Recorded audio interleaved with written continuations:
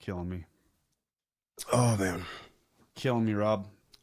All right, let's go to the Lord. You ready over there, my love? Wait, You got did you already everything? click this so it's recording, or do I? No, that green will go red. Oh, okay. Yeah, everything else is recording, baby. Everything else. Okay.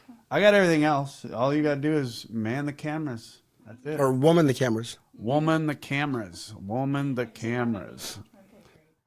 This part of it is the easy. This is just. It actually. It's not that I'm trying to control it. It's just. Sure, Larry. Justify, rationalize, minimize. Jesus. Did we just talk about this Saturday morning? All right, let's go to the Lord. Let's go to the Lord. Heavenly Father, we thank you for this time together. Father, we thank you for everything that you've done for this show. We ask that you continue to bless the souls and get to that one person. Father, we ask that we take today's topic, we take today's discussions, and we use it for your good, for good of the sobriety, and the good of whoever can hear it. Father, we ask that you sit with us and you be with us and you hold our hearts in your name. Let's go to work. Amen. Welcome back to Recovery Unfiltered. It's Rob and Larry in your ear again. We don't need letters before or after our names. Just two drunks with a lot on our brains. Sit back, relax, let us carry the load. We've walked that dark and winding road. We're just You're lucky the shirt stays on. I got abs popping, baby. I'm getting lean for a tournament this weekend. Where are you Stockton. The whole team's competing. Oh, really? Little kids, all the little kids on up on Saturday. I am going to be gone. That sucks. I wish I could be there. Someone's getting hurt. Rob, it's been a few minutes since you competed against somebody you don't know. Well, yeah, since Santa Cruz. Yeah, that's been a minute. A couple months when Jason blew out his knee. Right. How's he doing? Good. Yeah, If he stays off it, as he should. Listen, Yeah. No, but I don't have a lot of room to talk on that one. He's doing good. Good. Yes. Good. You know, he called me here a while back. He was dealing with another little issue, and hopefully that got handled. He is Team Challenge, I believe.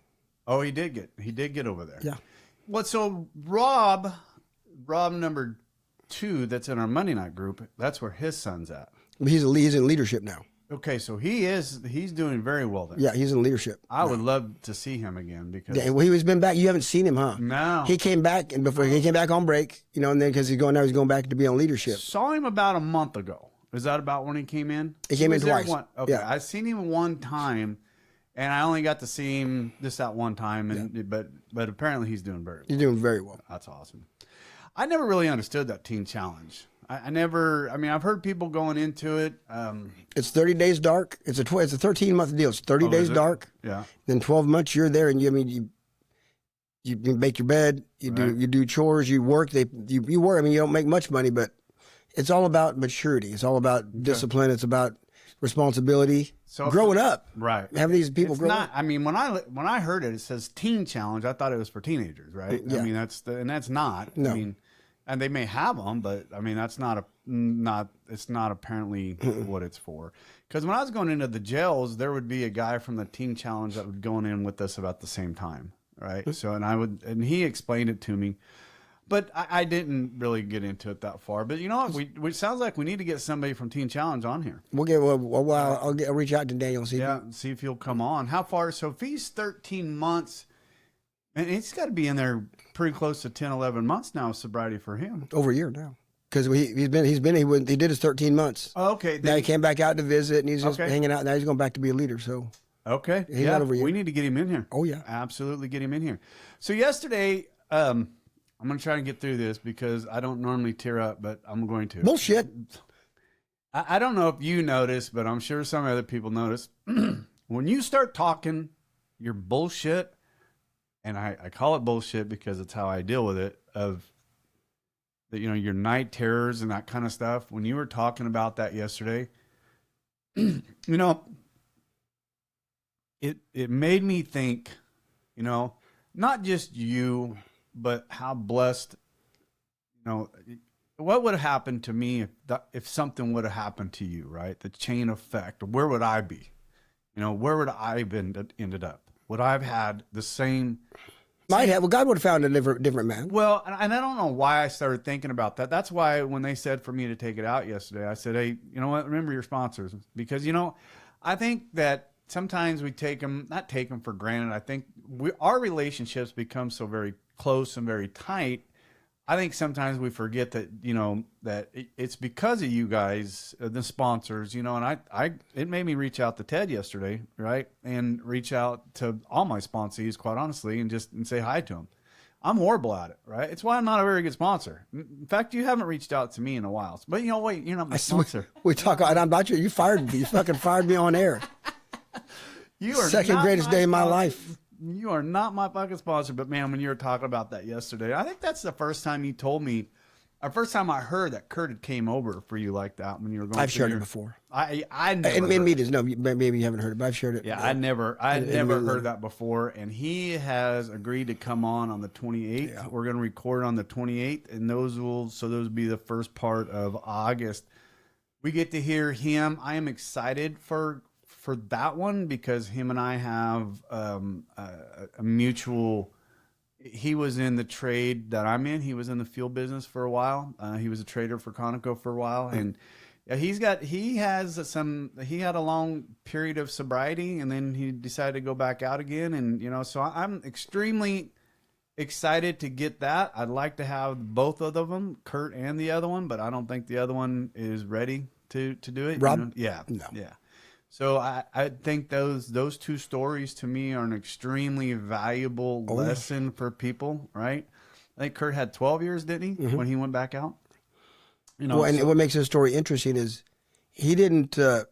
He just quit AA, and now and he was very heavily in the church, stayed with his church. Right. He just did the church thing, which some people may have success that way, but he did not. Yeah, so I'm excited to hear it. So that story will be on after this one, right? This one we're recording a little bit early, so that one will be on right after that. So I'm excited to get that in here, like I said, for a couple reasons. One, I'm going to take him into my office and see if I can't get some insight on the market a little bit. Get ahead of the game a little bit, but I don't know. We'll see what happens. So I'm excited for that one. So we started in our Monday night group. We started working, and and I brought it in, and when I started going... No, he didn't. He's lying. What he did, he brought it to me, and I took it to the guys as if it was my idea. I didn't drop the rock and tell them that it was Larry's idea until they all agreed. And they all agreed because I brought in, I read that story that you wanted me to read, and I put it all out there like it was... I just, hey, we guys think about it. I didn't say this is my idea. I said, hey, we guys think about this, and I read a little bit. I put the... Katie, I put the shit to him, However you want to justify. Then after everybody agreed, man, Rod, that's a great idea. Then the next meeting, I said, by the way, this was Larry's idea. Fuck. Well, we already agreed to it, so we'll do it. However you justify and rationalize and minimize it in your brain, however you do it, we started doing, that came to my attention, and I don't even remember how it came in, and then I started reading parts of it, and it's just, if you haven't read it yet, the Drop the Rock is an extreme in-depth study of steps 6 and 7. And I focused so much on 4 with you and with Doug when I got through, and I'm still working through 6 and 7 with Doug, right? That's where I'm at with Doug. And this came to me at that period of time to when I started, all my descent. I don't know if I should call it my descent, but started working through a lot of my stuff that we talked about 2 weeks ago. So one of the things that I've been really focused on is my character flaws, because I still have a lot, right? We were just talking prior to recording. I'm a leadfoot, man. Louisiana, you got pulled over in Louisiana. I'm going to tell this quick story before we get into the actual topic of it. So it was pretty cool. And Katie started talking. Hold on, but Katie just said you got 2 tickets in the last 2 weeks. Let's talk about the degenerate I am right now. I got 2 speeding tickets and a failure to appear right now. So that's the complete degenerate that I am right now. Can you... I'm going to elaborate. No. The failure to appear is for jury duty, not because you had some other tickets. Come on. I was trying to act tough over here. I was trying to. Come and take him. He's a lawbreaker. Lawbreaker, heart taker. So I was going. Here's the the Louisiana one. All right, so I don't even remember. It was 2016. My nephew Zach and I were in Louisiana. He wanted to go to duck hunting with me in Louisiana. So, and he also wanted to fly into New Orleans, and he wanted to go to Bourbon Street. So him and I flew in, and well, guess what? I was still an alcoholic at the time, and me and my nephew, we toured Bourbon Street and got pretty trashed. Got bourboned up, and we came back to the hotel room about 4. Well, I did. I really don't know what time he stumbled back in. He was a single man at the time, and I about 6 o'clock I got up, still bourboned up. He did stumble back in somewhere in that 2-hour period, and we got in the car and we started driving down to towards Ville Platte, where we were. So we're flying down the highway, and obviously I'm starting to come down a little bit. I was like, man, it's about time for a beer. Zach agreed the same thing. So we pull in there, and her dad, Katie's dad, was with us. I don't know what he was doing. There was no voice of reason from him whatsoever with me and Zach. He was just on along for the ride, and he's sitting in back, and we jump out, we go in, and we pull us a couple. We got a little 6-pack, and we finished. We drank 3 and got normal. And get off on the freeway. And as soon as I get off on the freeway, this cop pulls me over. And the empty bottles are like right in between us, right in between the two of us. And he pulls us over, and I'm like, I am going to jail in Louisiana. And the cop comes up beside me. Zach, I think, kind of pulled him back or something. I don't know. And that cop gave me a speeding ticket for doing like 85 or something like that. Never said a word about anything else, right? So we got out of it. Boom, on we went. Well, so I even got out of that speeding ticket, by the way. I don't want to go into that story. So let's fast forward 10 years later, 2026, right? Katie and I were just there for a wedding, and I'm going down to visit my same buddy that I was duck hunting with. And we're going, and and I get this phone call from the guy I've been helping in Reno. So here I am on the phone 10 years later from being drunk, right? When I should have went to jail. 10 years later, I'm on the phone helping a guy walk through. He was struggling, wanting to drink, and he's just gotten out, and I'm helping him. You're doing some 12-step work. I'm doing some 12-step work, going through a little town called Fenton, Louisiana, and apparently, if you Google that, it's the highest rated speeding tickets in Louisiana. And I'm speeding, doing 72 and a 35 flying through. I got pulled over, and I pull over in front of the police station, right? I didn't even notice I did that. And when the guy came up, he's like, what the hell was the hurry? And I'm like, I honestly didn't even realize I'd even entered into a city limit. I didn't even realize it. And so Katie and I took off, and it took me a little bit to realize how ironic it was that the 2 times I've gotten pulled over in Louisiana, one completely shit-faced drunk that I should have went to jail. 10 years later, I'm helping a man in AA. It was pretty cool. I don't know. I thought it was pretty cool. Then just the other day, I'm doing 91 down I-8, headed into Yuma, Arizona. I was about 10 miles before the Arizona border. They got you. They got me again. So 2 tickets. I'm running from the law, baby. I'm running from the law. We got to do some step work on that shit. But Doug, you got some step work to do on his character defect of speeding. The no patience. The problem. It's not even. So let's take a look at the one the one in Louisiana. I was on the phone and completely distracted. Right. The one here in California, on the phone, completely distracted. The one in Louisiana, I was in no hurry to go anywhere whatsoever. No, I had no time schedule, no nothing. The one in Yuma, I was on my way to my hotel room with my dinner already in my vehicle. I wasn't late for nothing but the bed and the TV because there was nothing. Why I was doing that much over the speed limit is just absolutely just not paying attention, just completely. What saves me, cruise control. When I'm on the freeway, I drive because if you don't drive, they'll run you out. But my problem was because they're in the company vehicle with the cameras and everything, they monitor everything. Oh yeah. So when I get off the freeway, I used to drive like I was still on it. But now, I'll get about 4 miles above the speed limit, cruise. Old ladies will pass you, flip you off. Yeah. just cruise. It saves me. Yeah, it's so I need apparently I need to start doing it even on the freeway. When I left Yuma that day and went back to San Diego again, I literally set the cruise control for 70 miles an hour. And I was bored out of my ever-loving mind. I was bored. I'm like, it's tough. It's so slow. It's so slow, especially when you're in the desert and there's nothing around you. Like driving through Nevada. Nothing.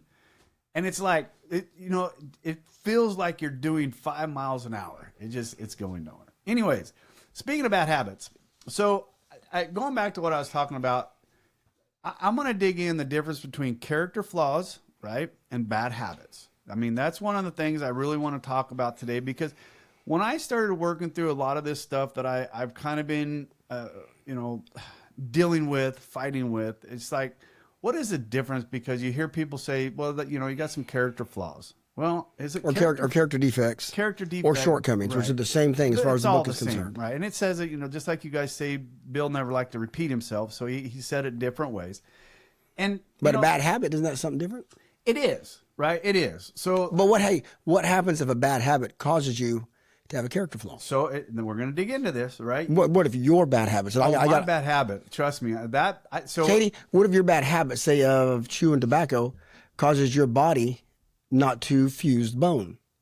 So now, or if you don't have a dip, lesson learned. Or if you don't have a dip, you don't have that bad habit, right? Then you're short of your temper's short. The character flaw. It says it takes a bad habit and makes a character flaw out of it. Where's the character flaw?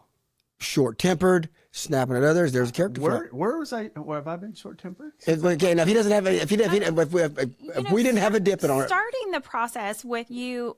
You didn't stop chewing until you absolutely had to. I had to chew as I was walking into the hospital.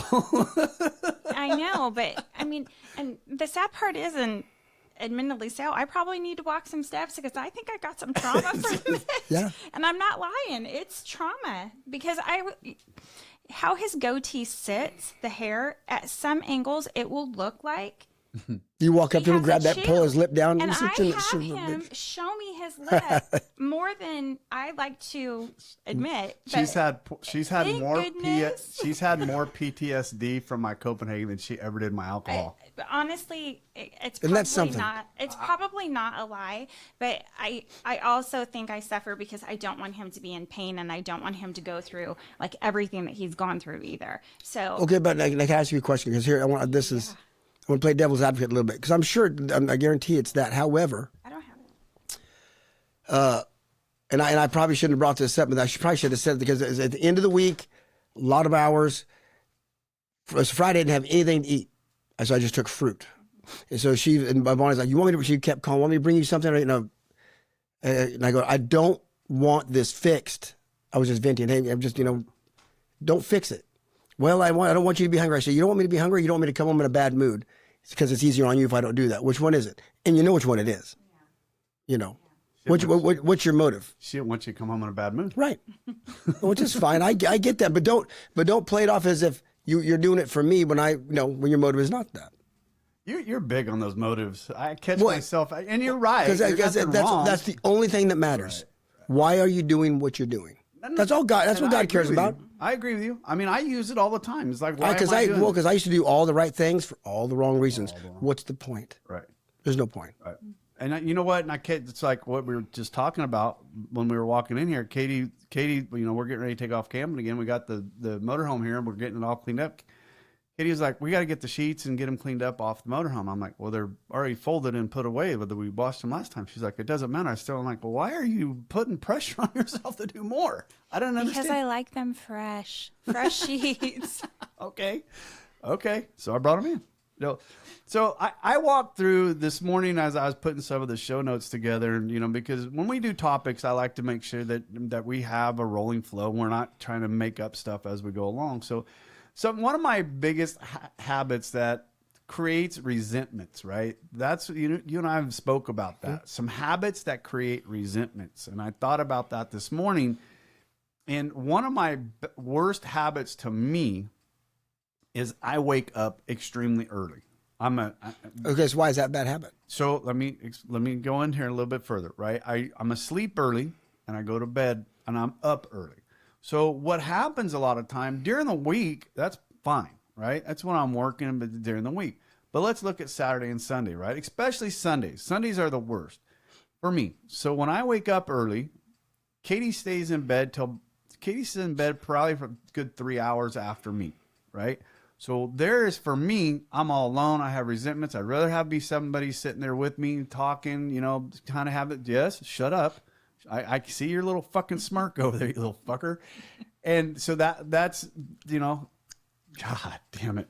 So, and then let's take it on the other side of that, right? Okay. So by the time Katie gets up and gets moving around, she comes out, we're sitting outside in the back patio. She comes out to have a cup of coffee. I'm done. I'm ready to go to work, right? So therein lies Katie's resentment. Maybe not. Maybe she don't give a shit. But now, Katie, do you give a shit? I could ask her right here. I do, but I'm not wired to go to sleep at 9 o'clock. I mean, I'm like 11:30. So if I sleep until 7:30, he's already been up for 3 hours. Oh, yeah. Because he's got, it's that trucker in him. Yeah. That's just never been taken out. I'm up early. Yeah, I can't get rid of it. It's about the same for you, though. You get up really early as well. Yeah, but you sleep in on the weekends. A little bit. I slept in like 7 today. 4:30, my brain. Church is 8:45 to 8:45 to 9:30. I slept until 7, got up. 4:30, my brain was wide awake. But then again, I stayed up. We watched the fights last night. Me and Logan. I was awake. I was up till 9:30 last night. I was up to. It wasn't like I try to stay up. I go to bed early Friday for Saturday morning meetings, right? Well, a normal time. Then Friday nights, I try to stay up as late as I can for Katie to try and sleep in and try and get a day on her schedule. My bad habit is and the reason why I'm saying this is we're going to wrap it all back around, because when we read the difference between bad habits and character flaws, you can fix bad habits, right? You can change bad habits by practicing different tactics and doing different things. Character flaws are a habit is generally something you do can often change through awareness receptions, right? So a character flaw is a deeper, unhealthy attitude, belief, or way of responding that influences many behaviors: pride, selfishness, dishonesty, fear, resentment, envy, control, self-pity. A flaw is more about who you're being than what you're doing. So, when you start the roots, that's literally. So, if you think about that, the flaws and the character defects. The character defects are the root of the tree, and the habits are the leaves. So, would you call procrastination bad? Because that's something I do. It's a horrible habit. It's a horrible habit. Would you call that a character flaw, though? A character defect? No, I don't call that. Okay, so what would be the character defect? The character that leads to that bad habit. Fear. Depends on what it is. Some people procrastinate because they're afraid of the outcome. Some people don't want to just rip off the Band-Aid because they're fear of the pain, so they don't rip it off, so they procrastinate. I guess that's one bad habit, but not all bad habits lead to a character flaw. That's one of the biggest things where I kind of come to a realization is not all bad Give me an example. habits. Well, okay, my Copenhagen. What character? You don't choose Copenhagen no more. Well, let's just go back to what I was just talking about. When I wake up early, what is that? What character flaw in me? I don't think waking up early necessarily is a character flaw. No, that's what I'm saying. But it's a bad habit. I don't think it's a bad habit either. It is if you want. Well, okay. I think that's it's going. It just is. It's just something you do. But I look at it as a habit because I do it every day. A habit is something that is repetitive. But a habit can be a good thing too. You can. Good into good habits.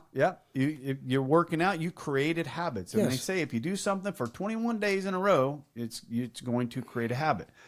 Problem for me is I can't sleep in past 4:30 21 days in a row. Perspective steps 4 through 7 help us identify the underlying effects, right? Example, behavior, yelling at a spouse, possibly pride, fear, control, right? This one. What? My worst character defect. I don't know if it's a bad habit or character defect. It's a bad habit.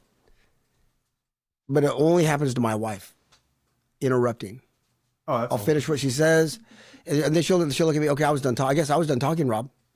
And I'm terrible. I've really got to make a minute when she starts talking. I pinch myself, make myself listen. I don't do that with everybody, but I really do it bad with my wife. Terrible. Here's my yes, and I'm going to tell you why. Here's my justification. Oh, you're going to tell me why you do it. Here's me justifying it, rationalizing it, minimizing it. I do the same thing with anybody that I'm extremely close to, because when you're like Katie and I, what? Shut up, woman. So you must be close to a lot of fucking people. Fuck you. Do you remember you telling me to shut up in the last podcast? Yeah. Fuck, that fucking cracked me up. That was freaking funny. I did not say shut up. I said, I'm talking. I was very polite. And if you missed that in last week's episode, go back and listen, because it was classic. You could hear me laughing in the background. It was funny, but I interrupt people all the time, and the reason why, and I catch myself doing it now. I catch myself doing it because in my brain, I want to go from A to B in the shortest amount of time as possible. Because what is my job? My job is efficiency, getting everything to run faster and smoother, to where if it runs faster and smoother, it's more efficient, we're going to make more money. That's literally what my job comes down to. And when I can think that I'm going to see somebody's end game, I just jump to it. I just go to the end of it. Why mess around with the rest of it? One of the salesmen calls me. He's like, Larry, you can end a meeting quicker than anybody I've ever seen. And I go, you can end a podcast the same way. Yeah. Oh my ADD showed up. Gotta go. We're done. I'm done. but you know what? The guest is right in the middle of burying their parent and how it was devastated. And Larry's like, that was great. That's good. I'm done. We gotta go. Hey, the artist sell. When you get what you want, walk out the door. Boom. Sign it. Go. Stop fucking talking about it. I'm just horrible about it. And listen, and isn't the first, you got to admit the problem in order to get there. Right? Step one, baby. I know I'm bad. But I believe behind every bad habit is a character flaw or character defect. Absolutely. If we dig down to it, you can absolutely find it. Tell me one of your bad habits that results back to a character flaw. Cutting people off, interrupting my wife. What's the character flaw? One, lack of patience. Two, pride and ego. I know where we're going. I know this is going here. Stop. And I'll finish your sentence because I know, which is in my way. I don't realize it. Letting you know, okay, I know where you're going. There's no need to go down this 5-minute rabbit hole. Here we go. Let's, same thing I said. Yeah, same thing. Yeah. But it's it's a character flaw. She needs to say it, and I need to let her get it out. Yeah, it's horrible because it's rude. The other day we're in rudeness and a lack of and unloving. It really is. And it's rude and disrespectful. And are you going to continue to interrupt me right yes. now? Yes, you motherfucker. I was waiting for you to get the point. Jesus, it took 3 of them. I was in a meeting, I don't know, 2 weeks ago, and it was with one of the owners, the salesman, and the customer. And the owner, the customer, and the salesman were going back and forth, round and round and round and round and round and round and round. And I'm sitting there, and I've got 19 billion other things on my brain that I want to be getting done. End of the day, I literally sat there for about 35, 45 minutes. And I finally stood up. I sat forward at the desk or at the table, and I finally looked at the customer. I go, "What exactly do you want?" And he spit out about 5 things that he needed to finish this contract up, and I wrote it down. I looked at it and I go, "Done." And I walked out the door. And those two sat in there for another 45 minutes. 45 minutes. Let me make sure I'm not a complete total fucking monster. I said, I think that's not going to be a problem. We're going to be able to handle that. I got some other stuff I really need to get to. And I left. So they sat in there for another 35, 45 minutes. Well, the owner came out and he comes into my office and he's like, "Did you crack me up?" He goes, "That was a 5-minute meeting for you." And I go, "It was. I don't know what was taking you guys so long." And he's like, I go, "What did you guys talk about after I left?" And he goes, "The same shit that you've already got written down." I go, "Thank you." I mean, I don't know, and when I was actively selling, I wasn't like that. I just wasn't like that. But in the position I'm in now, I don't need to do all that shit. Just tell me what you want. I'll make it happen. I'll fix it. I'll get it going. I don't know, But again, that's also an asset sometimes, especially in our line of work, in our industry. Right. You got to go. I mean, my bosses joke, and they ain't lie. They have emails about meetings and meetings about emails, and there's just and I sometimes I get to hear these. I'll be in my office, listen to I'm talking with the owner and my boss and all the other managing heads, and then I'll come in and he'll look at me and my eyes will be crossed like, how the fuck do you have to? I mean, I don't have meetings to talk about meetings. Yeah, but meanwhile, I'm the one, me and the foreman, are the ones getting shit done. You know, that's why I tell them, listen, you get to, we don't mind now. I mean, I wish my foreman could listen to all that. Right. We don't want none of that. Right. Stay off our fucking ass. We're getting it done. We'll make you look good, but quit bringing some of that to us and just making us jump through so many hoops. We know what we're doing. But sometimes that's an asset. Cut out the bullshit. Just too much, you're just wasting time. So, yeah, like I said, but like 4 days later when I get into sales mode, I was when I was in Imperial last week in 114-degree weather in Coachella. We were visiting customers. It was what I was doing that day. I had no problem spending an hour and 40, hour and whatever it was because I was in that mode, right? But so, anyways, so you asked a couple questions. Are we managing behaviors instead of changing our hearts? That's one of them. Which is harder to change, a habit or a character flaw? Character flaw. I can't change my character flaws apparently. You can. No, I can't. You can turn them over to God. There you go. Which means I can't do it. He can, I can't. I will let him. But what you said right there lies the problem. Correct. The problem is that middle person, I will let him. That's the part that we've talked about. Everybody struggles with that. Because I don't trust that he's going to fix it or change it to the way I want him to. In the manner I want it to be. Right. Is it going to be comfortable? I don't want to hurt. Is it going to end up over here? And we want to know that we want to know the end before, which means I don't trust you, which means I have no faith in you. Let's be honest. True fact. That's what God, I don't trust you. True fact. So I'm not going to give you this right now. The most amazing feeling I had when we talked about this and that, an episode prior to this, one of the most amazing feelings I had in Mississippi, and I've felt this before in Louisiana, is I'm fighting with so much that when I can feel him release tension from me, and I can feel that easiness and that peace come into me over certain things that I'm working through. But 2 hours later, grabbing that back and feeling that, it's like what transitions through your brain? But what your problem is, our problem. Where you are is great, because Larry, a year ago, 2 years ago, you wouldn't have had that two hours of peace. You'd have taken that shit back in 15 minutes. Now, Larry, in a couple of years, you might get 4 hours of peace out of that. You might get a whole day out of that. It's progress, spiritual progress. That's what we're supposed to be making. And you are. I feel I am. I think, and that's what I was. We've talked about this multiple times. Why does God let good things happen to bad, or bad things happen to good people? We'll never know. Well, yeah, we do. We absolutely know. Number one, who's good? God. Go show me a good person. Oh, no. And then let me do their inventory. Yeah, Two, why do good things or why do bad things happen to good people, or why does God allow those things? For our growth, right? When do we grow? When will we surrender anything? In the valleys. When we're in enough pain to. Right. He's been wanting to pluck this out of you for how long, Larry? But you won't give it to him. Oh no. So he's going to allow you to go through what you need to go through. Hey, Lord, here, take what's killing me, because I'm not willing to give it up willingly, and that because we're children, selfish, fearful children. Okay, I'm going to move on. Move on. Not move on. I'm going to go into a different area that I have. So this morning I've been doing a lot of writing, a lot of reading.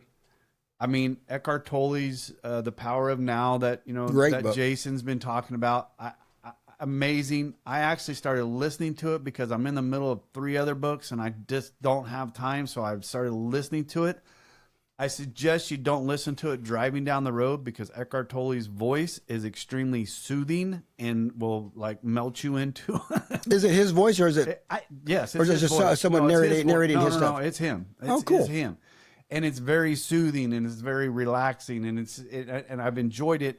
And I asked Jason this too. I said, if you listen to it on the audiobook, there's a guy that in there asks him questions and goes deeper into stuff that Eckhart's talking about. And I asked Jason, I go, does the book follow that same way? And he's like, I don't know. He'd have to check. I don't know. But it is fun to listen to. It's an amazing book. Anyway, so I've been reading, Because, and this morning, I'm a very judgmental person. All right. I'm coming back to this. Do you make judgments or you pass judgment? Which way? What are you talking about? I'm going to be careful how I answer that question. You know, I talked about this a couple episodes ago when I was working through some of my stuff. It's, if you're on unless you're an older person, if you're a young, vibrant person like you or I's age, to me, we're still a young, vibrant person. If you're just walking along in a cane with no visual defects to you whatsoever, I'm judging. You're passing judgment. I'm passing judgment. I am. I'm bad. Hence the reason why I refuse to use the cane. I refuse to use the crutch. Because you don't want to be a hypocrite. Yes. Because there's nothing visibly wrong with me. There's nothing visibly wrong with me. Therefore, I don't want to use the things that are going to support me. I don't. If my leg was all in cast, this goes all the way back to high school. When I had a broken femur, I mean, I had a compound fracture in my left leg. You couldn't, when I finally ended up going back I was supposed to be on crutches for, I don't know, 4 or 5 months or something like that. I was walking without crutches when I went back to school a month later, or a month and a half later, whenever I was going back to school, because I had no I didn't like being on crutches. So I learned how to walk, learned how to tough through it. Anyways, which is not good. It's not good for healing. No, it's more than likely the reason why I had to have I guarantee hip replacement so early. But anyway, so I go back and I look at this. And I'm speaking about me. I'm going to try and keep this as much judgmental motherfucker. I am. It goes back to I always forget where it came from, so I had to look it up. It's Matthew 7:3-5. It teaches us to remove the plank from our own eye before focusing on the speck in your brother's eye. Hold on. Right. Yep. Now, in that passage, Jesus is not telling us not to make a judgment. He's telling us not to pass judgment, which is a big difference. He doesn't say don't help your brother. He's saying making sure you're not a hypocrite, walking in the same manner so that you can help your brother. He does not say, at the end it says, first clean your side of the street, son. Yes. Then you can go help your brother. He doesn't say don't go help your brother. No. And then pick the speck out. He's saying don't be a hypocrite. Don't judge hypocritically. But we are absolutely to make judgments. That's what he's saying. But we are never to pass judgment. Never. That's what you've been doing. When you see the dude with the cane, there ain't nothing wrong with you, you lazy mother. Yeah, but that's passing judgment. That's God's job. So, yes. Because he knows the heart, we don't. So, and this is, like I said, working through this, then I start thinking to myself, am I doing this to people's so if I'm doing it to physical things, am I doing this to people's emotional things as well? Oh, right? So maybe. So, and because, why does this come up? Why is this bothering you, Larry? And I started working through this today, and it's like, if I'm passing judgment on people's in their emotional states, how they're saying, who we're talking to, and I am judging them based on my character flaws and my defects of what's wrong with me. Well, and also, you don't know their heart. You don't know the whole story. What I'm doing is I'm comparing them to me. What do we say in AA? Don't look for the similarities. Look for similarities, not the differences. Not the differences. Look for the similarities. And I am still at a point in my sobriety where I am still going, I'm not like you.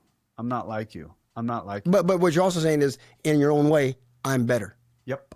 Thank you. I'm better. Yep. That's what you're really saying. Yes. And what solved this for me years ago was we've talked about on the podcast when Jay did that little exercise on a Saturday morning when we all wrote down on that piece of paper. There was 14 of us. We wrote down a piece of paper. We're really struggling. What's our greatest struggle right now? And you throw it down, make a little circle, and you grab up someone else's, and you look and in this one moment, it's a hypothetical game.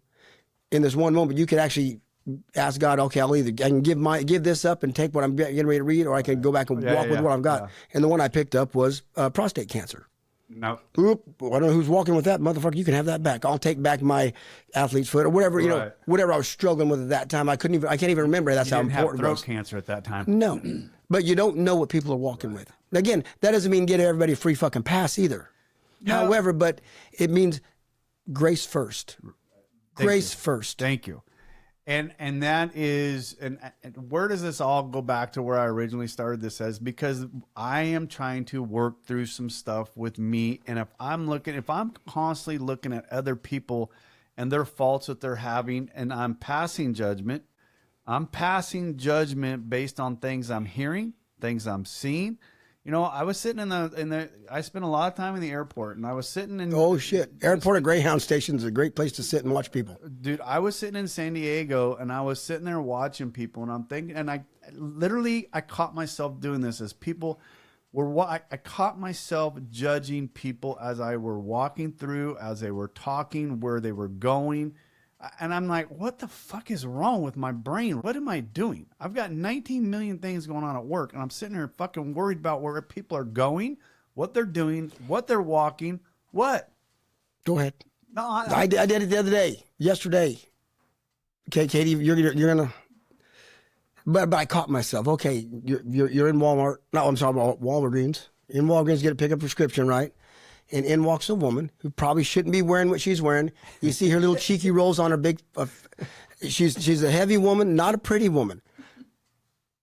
Oh, okay, and right above her ass cheek, where it shouldn't be showing, it says, remember that old coffee commercial, Taster's Choice? Yeah. That's what it said, Taster's Choice. And okay, and I went to I did make judgment, and Bonnie saw it, and she told me about it. But I did pat like. So are you saying that your ass is more flavorful than the front side? Is that what you're saying? It's terrible, terrible thinking. But I don't. But interesting choice to put back, isn't it? But here's the thing: used to, that would stay inside me, and I just, God bless her and change me. Now, for some reason, shit comes out because they tell us not to leave it in. Yeah, it just comes out. That's old age. Taster's choice, and buddy, let me tell you, maybe there was a time.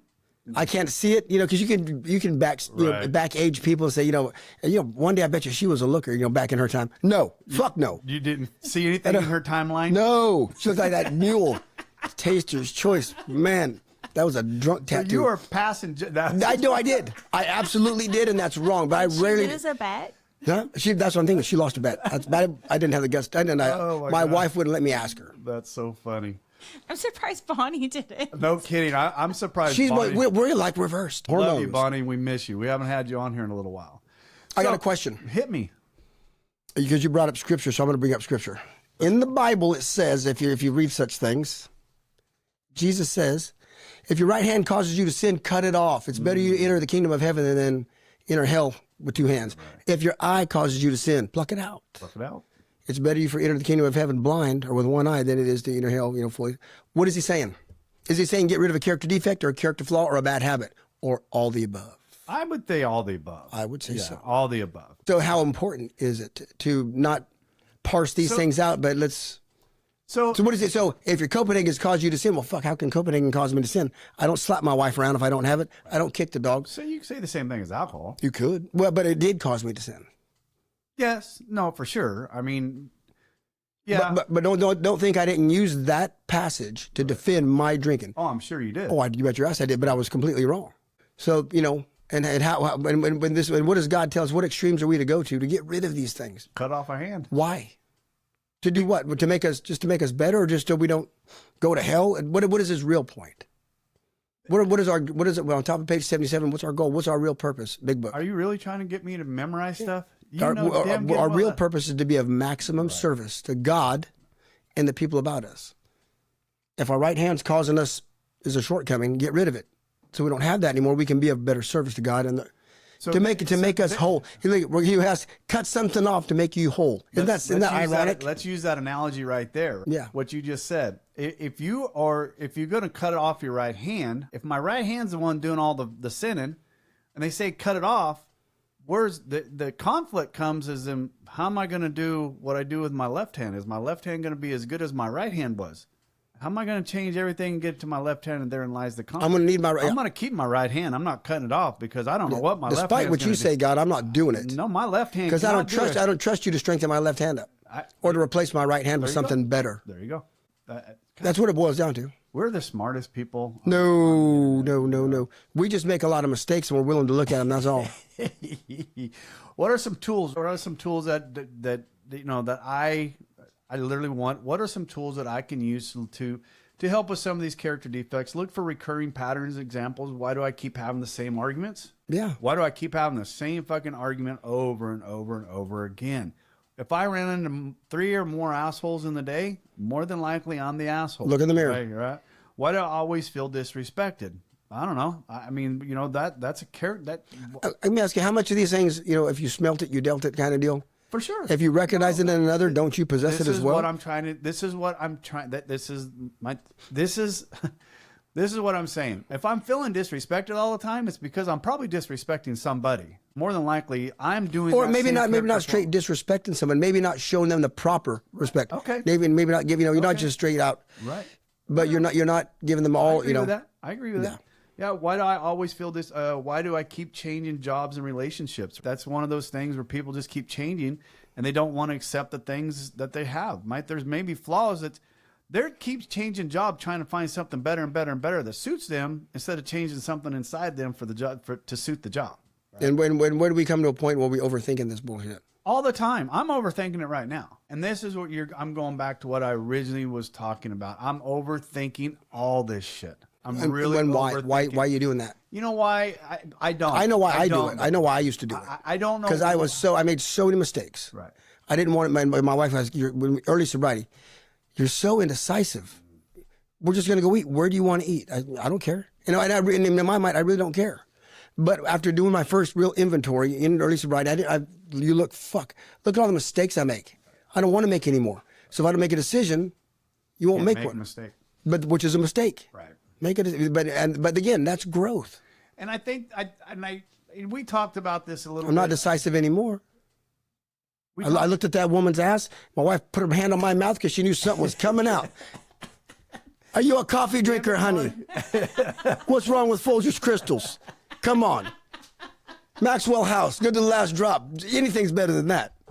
I can't work like this. Oh, my God.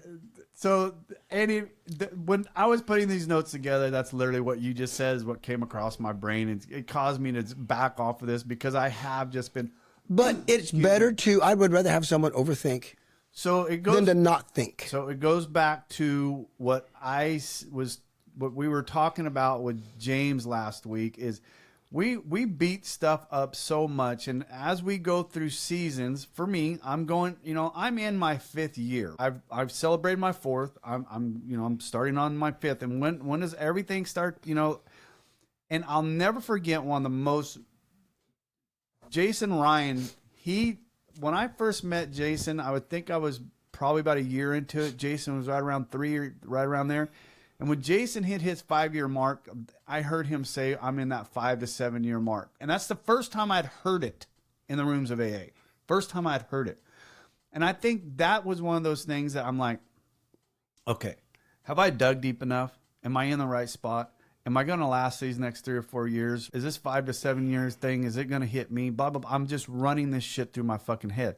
And as I said to James, as we go through these seasons, and as we go through these seasons, those valleys get shorter and shorter. I went from seasons to valley. No, but it's like the waves, because when early sobriety is like this, as you stay sober, it should be like this. It doesn't mean that they don't stop. We handle them better. Right. They're still there. And that's what I was saying. And, instead of the seasons, you can call it waves or call it whatever you want. In the early years, early on in sobriety, we do those big, big things.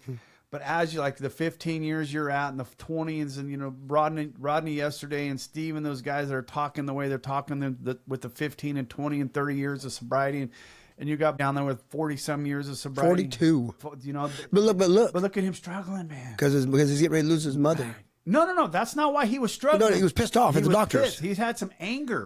And then but what does it boil down to? Because he wants as much time with his mother as he can get because, he lost his dad. You only get so, and then he sees them as short in that time. And he's pissed off. Yeah. But I get it. But it gives me relief. I don't, it's not that it didn't give me relief to see him anger. That's not what that's not. No, I know what it gives you relief. He's 42 years sober and he's still working on things, but nothing to do with alcohol. Nope.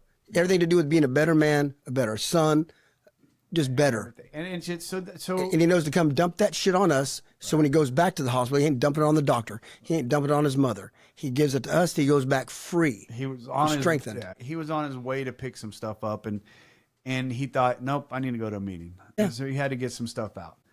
So yeah, I know it just gave me some. But that's spiritual maturity. You know what you need. Yeah. Here's an example. There's a brother of ours. Last week, he didn't. I'm working. We're working again. He's going through some shit, self-imposed shit, but he's going through it. So he did not go to the Saturday meeting. Slept in. Oh, sorry. Yeah, didn't go to Saturday. Didn't go to church on Sunday because he was going to do something with one of his kids. They planned on doing something. Well, he wanted to just do it now, which you could have done after church. Church is from 8:45 to 9:30. You chose that, then sleep. Didn't come to Monday night because you were going to go do something else. Tuesday, he was just growling. I was like, well, let's figure out why you're, Rob, I don't know what the hell's going on. Let's figure out what's going on there, buddy. You put God second Saturday morning. Didn't come get your medicine and or come to help anybody because you want to sleep. You chose sleep over God, over your spiritual fitness. Sunday, you did the same thing, but you justified it by watching movies with your daughter. So you put God second or third again. Monday, you didn't show up again because you had something you're going to make the meeting late. You don't like to go to meetings late. You're making an excuse. See, there was 3 opportunities to strengthen your spirituality. You chose other than God, other than that, and now you're wondering Tuesday morning why you're fucking growling. Right. And he didn't like that. That pissed him off. But I'll call you back. Okay, I'll talk to you in a minute. But he didn't choose himself. Right. Well, in his mind, he did. He chose the easier, softer way, and then here's the results of your decisions. And and it's so easy to guess where he was at this week. Where? Saturday, church, and I guarantee he'll be there tomorrow. Hey, I can't wait to hear who you're talking about, but I think I know. Hey, but how easy it is. I said the same thing to my son. Did you? Whose life's going great. He's doing fantastic. I asked him last night, hey, son, you haven't been, all the men at church have been asking, how you doing? You want me to wake you up? No, Dad, it's the only day I get to sleep in. I got to go back out because he's been working out of town. Been working so ready. Then I shared with him that story about my buddy. Right. So and I go, not that you're going through anything now, but there's going to come a time you're going to something's going to hit you. And you're going to reach out to God. Well, where you been? You've been putting me second, third, and fourth, but now you want me. Anyway, I'm just saying. No, but once again, going all the way back to wrap this all around, I finally came to the realization that I was giving very little of what I used to be giving to my morning studies, my morning meditations, and why? Because I was in pain. I was blah, blah, blah, blah, blah, blah, blah, blah, all fucking blah, right? Mm-hmm. You know what? And it comes down to bottom line is if you want a reaction, you have to have an action, right? Because if you do no action, Newton's love. Yeah, if you do no action, nothing's gonna fucking happen. Nothing changes. Nothing changes, right? So if you want change, you got to take some action, right? And then if you're not taking action, what's our pet peeve? Don't tell me you want change because you don't, because your actions are telling me what exactly you want. Right. Someone says, man, I want what you guys got. Like our buddy who doesn't ever show up. Right. I want what he said the other day at church, man, I really want what you got. I said, no, you don't, motherfucker. Or you'd be there. You want what you've got. If you want. Because you keep doing what you're doing. Or he'd put in the work. Yeah. Yeah. So, I mean, for me sitting, trying to figure out what is my bad habits, and one of my character flaws, I was overthinking the fuck out of it. Just overthinking the fuck out of it. Which we do, but that's better than not thinking. Yes, and I agree with you, Rob. I don't disagree with that. I sent an email out. I'm having to deal with a contract right now, and I sent an email out the other day. I was beating the shit out of it, going upside down, one down the other one. I finally sent out an email trying to get other people's opinion on it, and nobody ever responded. I sent it to two or three guys inside the company trying to get just their opinion on it. And the owner calls me up. And we were talking about something else. I go, hey, by the way, thanks for responding to that email the other day. He goes, for what? You're going to fucking do whatever you want to do anyways. I'm like, oh, you're probably right. So, you know what I mean? It's like, I don't know why I overthink shit. And my instincts are normally, it's not really the instincts. It's what's making me, I feel right. It feels good. That just feels the right way to go. But you're still, you're reaching out. You're changing a little bit. Yes. Even though you're going to do what you're going to do, sending the emails is something different. Keep doing it. Right. Keep doing it. You know, and I'll tell you another good story, and it just reminds me of this. And I said it yesterday. And this, our good friend. I'm going to end with this one. Our good friend, and I'm not going to say because I tried to get him on the show, blah, blah, blah. So yesterday I was standing outside the meeting and I was bullshitting. I got the motorhome here and we're getting it cleaned up. We're getting ready to take off and go camping. You know, and the neighbor kid, he's been mowing the front lawn since all my surgeries and everything because our lawns are connected. And I'm out there, you know, struggling, and not struggling, but I'm out there washing the motorhome with the big brush and everything. He comes up and I'm on the back end of it. And he comes up and he taps me on the shoulder. He goes, "You want me to wash that?" And I want to see it on the camera, the Ring camera. Your face? Yes. Probably got that face. Motherfucker, I can do this. Yes. And I'm not dead yet. I literally turned around and looked at him. I want to see that look on my face. And I'm going to contact my neighbor and see if he can go back. I want to see that look on my face because I guarantee you that first look on my face was that. Get the fuck away from me, you little punk. What was your second? My second one was I just handed him it to him. And that is spiritual growth. Yes. So when I was telling that story to Scott yesterday, he goes, I've heard a story somewhere where God sent a boat to get somebody off of a roof during and a helicopter, yeah. And I go, God dang it, Scott. Yes. Yeah, but that's growth. Yes. It didn't come out. No. Second thought, our first thought's usually, I mean, even after 15 years of sobriety, my first thought's usually wrong. It's my second thought's usually right, and it's the action that I take. And we say that about. But yet here I am. 0 years to probably 14. Right. I wouldn't say 14, maybe 13. When Taster's Choice, I'd have seen that. I wouldn't have said. I would have just made, just laughed and made a joke, in my mind. Right. But now, for some reason, I've got to do this. Drop the rock book. I'm going through why now do people's feelings not matter so much to me? Would I say something like that? I don't know that woman. I have no idea what she's walking with. She may be the greatest, the nicest doll in the world. I don't know. But yet here I was about to.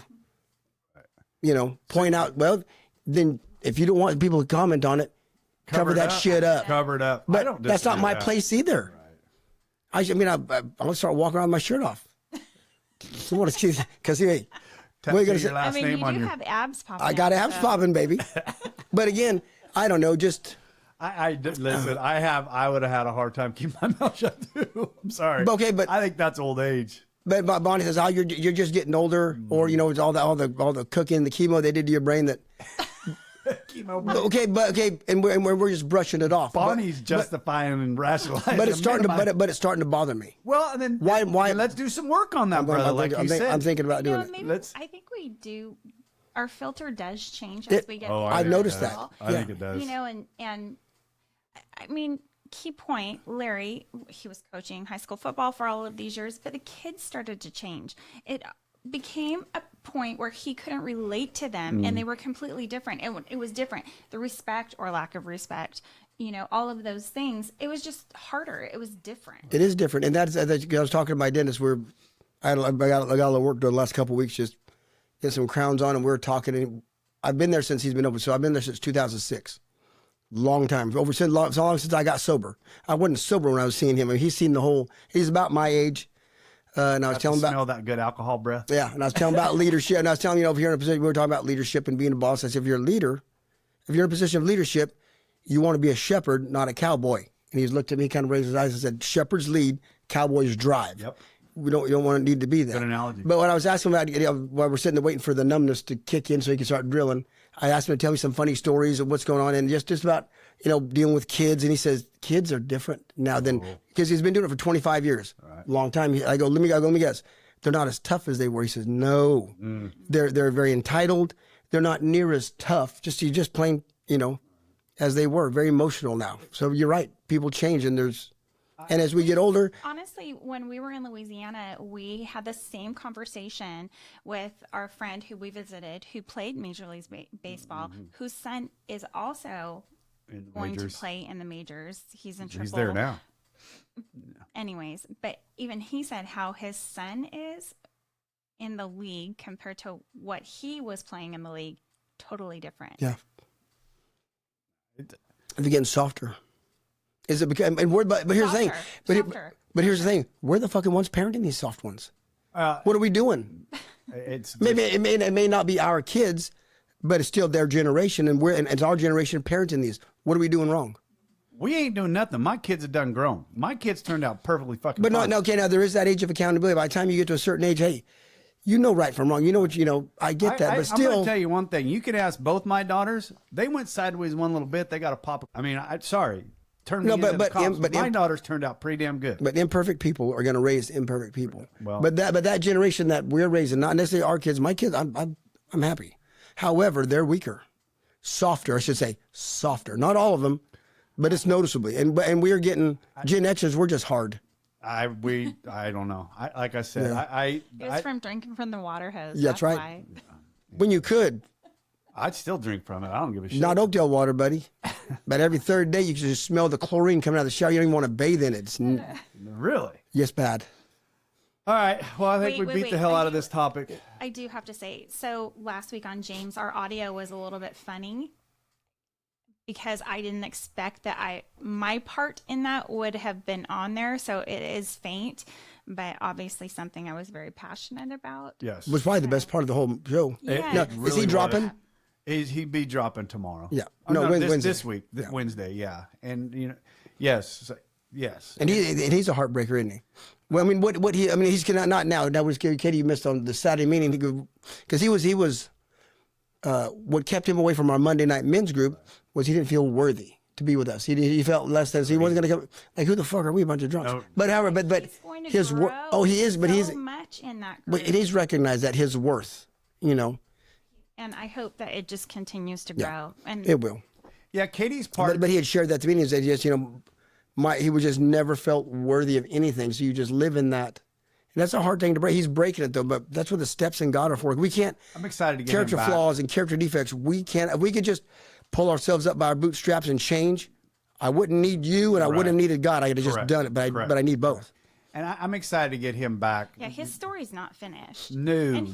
He's like it was like a Brandon story. Yes, Blossoming thank you. Right now, Thank you, though. Rob. He's Rob- really just starting to come into his own. I think he has to get that piano off of his back. Right.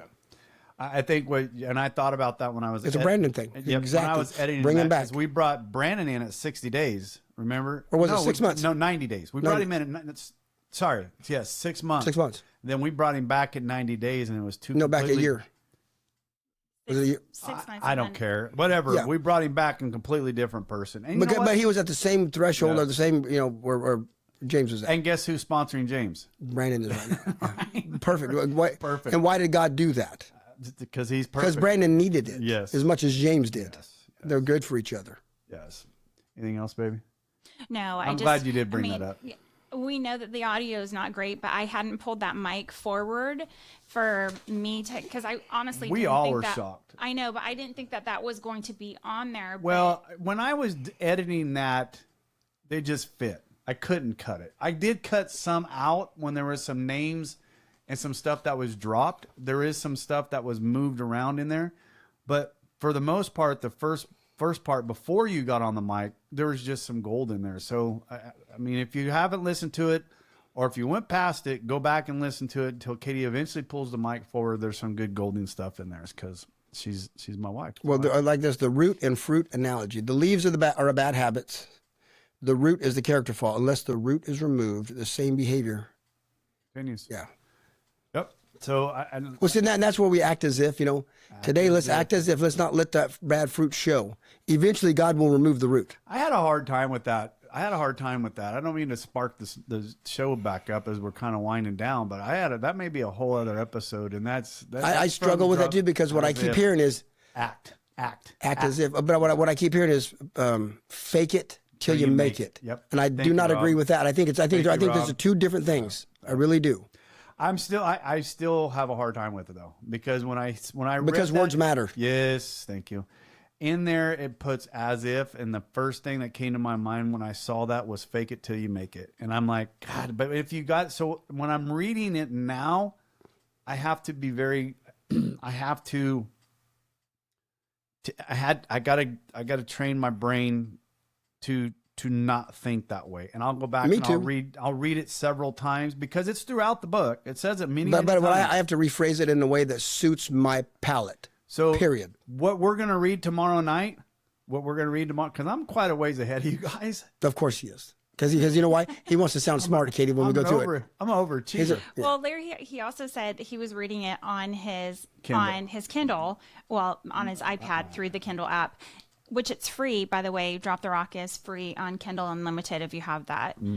But he was confused as where they were because everybody was talking about pages on the actual page in the book. So he had to buy that paper. I ended up buying the paper so I could be where you guys are at. Anyways, I won't be there tomorrow. Okay. Anyways, I'm going to make a choice. I'm making a choice because I haven't for the last 2 weeks. I haven't hit the gym, and I haven't hit any training at jiu-jitsu. So I've got to coach the kids. So I got 1 week. There's some gold in tomorrow night's reading. I'll read it. It's pretty damn good. And you guys will still get the gold and everything. Everybody will still be blessed whether I'm there or not. Pretty damn good. Just be honest. All right, baby, get us out of here. Recovery Unfiltered podcast. If you'd like to reach out to us, please email us at recoveryunfilteredpodcast@gmail.com.